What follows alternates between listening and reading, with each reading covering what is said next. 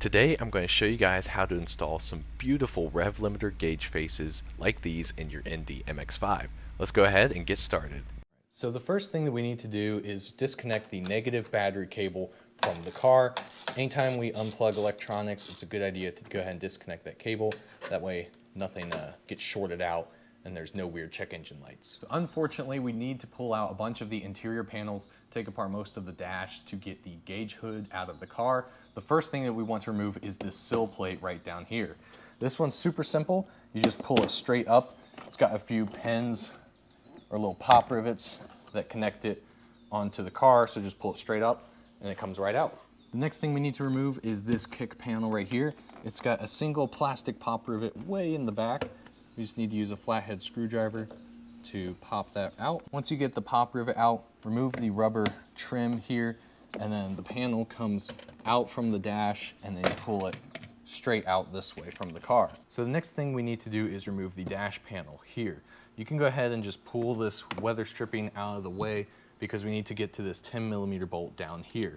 This is the one bolt that holds the entire dash panel on, so go ahead and remove it. Then remove the A-pillar trim panel as it hooks into the dash panel that we're about to remove. Pull the panel out from the windshield frame towards the inside of the car, and the two tabs holding it in place will release. It's easiest to just pop the tweeter out from the panel and then unclip the wiring harness, and then the trim panel is free. Now we can remove the dash panel. Simply pull it straight out towards you. Be careful with the narrow side though, as that tab is tougher to remove, but with a little bit of force, it should pop free. Next, we need to remove the dashboard vent panel.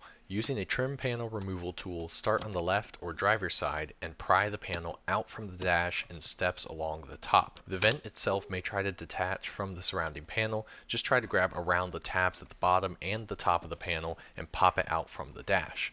You'll also have to unplug the wiring connector for the hazard lights once it's removed. The last thing to remove before the gauge hood and cluster is the driver's side A-pillar trim panel. This one comes off just like the passenger side did. And then drop the steering column as far as you can. If you have an ND2, make sure to pull it all the way towards you, make it easiest, and lay a towel over top. I also put the stalks down to give me more room. Now we should be able to pull the whole gauge hood straight out like that. And it looks like there's a connector here on the right side that we need to remove. The little tab is right at the end of the connector facing the bottom. And then lift the hood away. And now we can remove the gauge cluster. You see it's got two Phillips head screws, one on either side. Once you remove the screws, pull the entire gauge cluster straight out from the dash towards you, and the tabs on the back should release. There's a single electrical connector on the back. Depress the tab on the top to release it, and the wiring harness itself is attached to the cluster with a zip tie-like plastic clip. Adam from Revlimiter says to pull it out firmly, but the clip was not wanting to budge for me. I ended up pulling the wire enough that it undid the zip tie portion, and now the gauge cluster is free. So now we could take it inside to a clean space to swap out the gauge faces. Now with the gauge cluster removed from the car, we can disassemble it to install the new gauge faces. First, we need to separate the black plastic cover with the bezels from the gauge subassembly. There's plastic tabs on either side that need to be pressed as you pull the cluster assembly apart. You may need an extra hand for this step as it's easy for those tabs to fall back into position while trying to release other ones. Now with the black plastic cover removed, we can simply pull the tachometer up from the gauge cluster and slide it down to remove it. There's two methods for removing the needles. If you have an ND1 like this with the black and white 7-segment digital display on the left side, simply twist the needles counterclockwise and gently pull them away from the gauge cluster as you spin them. The tachometer needle on this one was quite easy, while the speedometer one took more work. It's also important to note that the metal shaft that inserts into the stepper motor came out with the speedometer needle. Try to avoid this happening, but it did not affect the end results or functionality of the gauge cluster. Now with the needles removed, you can simply pull the OEM gauge face off of the cluster. Notice how I'm wearing gloves for this entire section, as you do not want to get any grease, hair, dirt, or other debris on the gauge faces. Next, insert the triangle into the area where the shift indicator is. If you have an ND1, the thicker part of that triangle sits on top. There's no specific directionality for it if you have an ND2.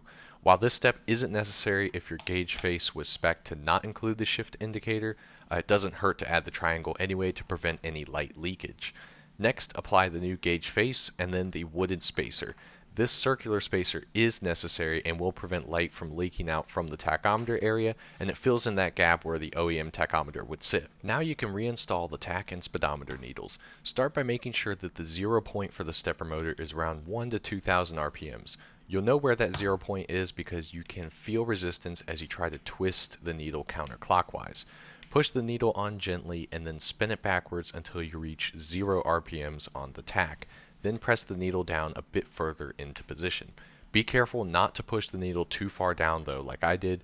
You can see in this image how there is space between the needle base and the gauge face on the speedometer needle on the right, but no space on the tach. This caused the needle to not be able to spin freely, so the tachometer was not working.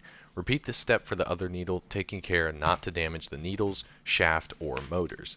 Once the needles are in place, reassemble the plastic cover and rubber seal and then reinstall it into the car. And here we have the finished result. This is what the gauges look like during the daytime. You could still see all the details in the gauge faces themselves. And this is what they look like at night with the lights fully on. Adam from Revlimiter did an amazing job. These gauges are so beautiful, and he has a fantastic write-up of the installation instructions on his website, which I'll link below in case you need some additional details. I hope you guys found this video helpful and informative. If you did, make sure to give it a like and subscribe to the channel as well. I want to thank you all so much for watching, and I'll see you in the next one.